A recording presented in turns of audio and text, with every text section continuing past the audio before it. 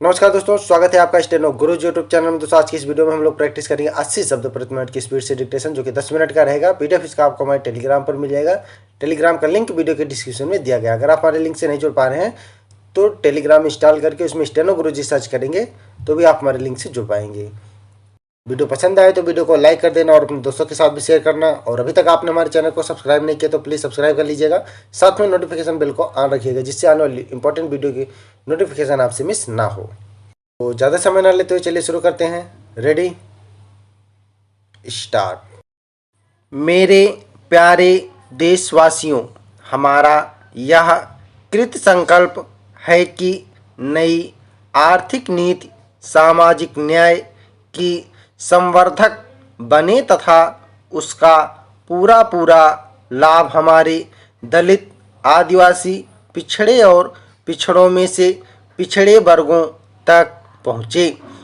इस दिशा में गत 3 वर्षों में हमने कई महत्वपूर्ण योजनाएं शुरू की हैं। इसी क्रम में अब हम कुछ नए कदम उठाने जा रहे हैं। ग्रामीण इलाकों में अधिक और सुनिश्चित रोजगार के अवसर उपलब्ध कराने के लिए केंद्र सरकार 10,000 करोड़ रुपए की एक नई महत्वाकांक्षी योजना शुरू कर रही है। केंद्र सरकार द्वारा प्रायोजित यह योजना संपूर्ण ग्रामीण रोजगार योजना होगी। इसके अंतर्गत ग्रामीण क्षेत्रों में पंचायतों द्वारा संचालित अस्थायी विकास के कार्यों में काम करने वालों को नकद और अनाज के रूप में मजदूरी मिलेगी। इसके लिए 5,000 करोड़ रुपए के मूल्य का 50 लाख टन अनाज राज्यों को हर वर्ष आवंटित किया जाएगा। मौजूदा सभी रोजगार योजनाओं को इस बृहद योजना में सम्मिलित किया जाएगा। इस योजना से लगभग 100 करोड़ श्रम दिन के रोजगार के अवसर उत्पन्न होंगे। हमारी अर्थव्यवस्था में एक खास विसंगति है। प्रायः समूची बचत बैंकों में जमा है। बैंक इसका पूरी तरह से विकास कार्यों में इस्तेमाल नहीं कर पा रहे हैं। दूसरी तरफ अर्थव्यवस्था के असंगठित क्षेत्रों को बैंकों की सहायता नहीं मिलती। ये असंगठित क्षेत्र हमारी अर्थव्यवस्था का 2/3 हिस्सा हैं। इस क्षेत्र की ऋण वापसी की साख बड़े उद्योगों की तुलना में अच्छी है। हम असंगठित क्षेत्रों को साधन मुहैया कराने के लिए कुछ संस्थागत प्रबंध का विचार कर रहे हैं। विकेंद्रीकरण के बिना न तो विकास में तेजी संभव है, न ही इससे जनता की भागीदारी। इसीलिए 10 वर्ष पहले पंचायती राज संस्थाओं को अधिकार सौंपने के लिए हमारे संविधान में 2 महत्वपूर्ण संशोधन किए गए।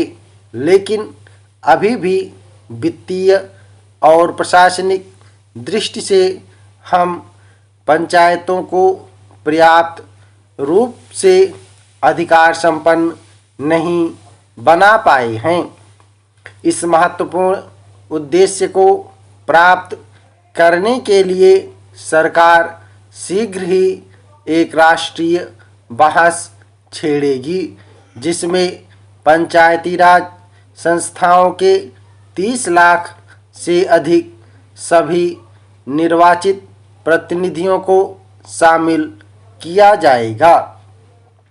हम चाहेंगे कि विकास की प्राथमिकताओं का निर्धारण, कार्यक्रमों की योजना तथा कार्यान्वयन ग्रामवासियों की भागीदारी से पंचायतें स्वयं करें। इसके लिए पंचायतों को तथा ग्रामीण विकास कार्यों में लगे गैर सरकारी संगठनों को बैंकों से ऋण उपलब्ध कराने के बारे में भी कदम उठाए जाएंगे। मेरे प्यारे देशवासियों, हम सभी जानते हैं कि लोकतंत्र और भुखमरी साथ साथ नहीं चल सकते। इसलिए हम एक राष्ट्रीय पोषाहार मिशन शुरू करेंगे। इसके अंतर्गत गरीबी रेखा से नीचे बसर कर रहे परिवारों की गर्भवती महिलाओं, दूध पिलाने वाली माताओं और किशोरियों को सस्ती दर पर अनाज उपलब्ध कराया जाएगा। जो धार्मिक, सामाजिक तथा शैक्षिक संस्थाएं गरीबों के लिए सामूहिक भोजन का कार्यक्रम चलाती हैं, उन्हें यदि वे चाहें तो सरकार सस्ते दाम में अनाज उपलब्ध कराएगी। भारत में शहरों की आबादी तेजी से बढ़ रही है। गरीबों के लिए सस्ते मकानों की काफ़ी कमी है। सरकार ने विशेष रूप से अनुसूचित जातियों, जनजातियों, पिछड़े वर्गों और अन्य कमज़ोर वर्गों के लिए अंबेडकर वाल्मीकि मलिन बस्ती आवास योजना शुरू करने का निर्णय लिया है। शहरी विकास मंत्रालय इस योजना के लिए प्रतिवर्ष 1000 करोड़ रुपए का अनुदान देगा। इसका कार्यान्वयन हुडको करेगा। वह इस योजना के लिए 2000 करोड़ रुपए ऋण के रूप में भी उपलब्ध कराएगा। हमारी सेना के 3 लाख जवानों के परिवारों को आवास की सुविधा अभी तक नहीं मिली है। आवास निर्माण की आज की वर्तमान गति से इस लक्ष्य पूर्ति के लिए 30 वर्ष लगेंगे। हमने फैसला किया कि इन 3 लाख मकानों का निर्माण अगले 4 वर्षों में पूरा किया जाएगा। पिछले वर्ष मैंने स्वतंत्रता दिवस के अवसर पर अपने संशोधन में प्रधानमंत्री ग्राम सड़क योजना का उल्लेख किया था। प्रायः सभी राज्यों में इसका क्रियान्वयन हो रहा है। अब तक इस योजना के लिए केंद्र ने 5000 करोड़ रुपए उपलब्ध कराए हैं। इस पूरी योजना में कुल 60,000 करोड़ रुपए की लागत आएगी। सन 2007 में 10वीं पंचवर्षीय योजना के अंत तक 500 से ज़्यादा आबादी वाले सभी गांवों को 12मासी सड़कों से जोड़ दिया जाएगा। 55,000 करोड़ रुपए की राष्ट्रीय राजमार्ग विकास परियोजना स्वतंत्र भारत की महत्वाकांक्षी परियोजनाओं में से एक है। इस पर काम को और तेज किया जाएगा। मुझे विश्वास है कि इन 2 प्रमुख सड़क योजनाओं से रोजगार के लाखों नए अवसर पैदा होंगे और पूरी अर्थव्यवस्था को गति मिलेगी। हमारा लक्ष्य है दूरी को दूर करना। इसलिए हम भारत के सभी गांवों को सिर्फ सड़कों से ही नहीं बल्कि दूरसंचार तथा इंटरनेट के माध्यम से भी जोड़ना चाहते हैं। इस दिशा में पिछले 2 वर्षों में काफ़ी प्रगति हुई है।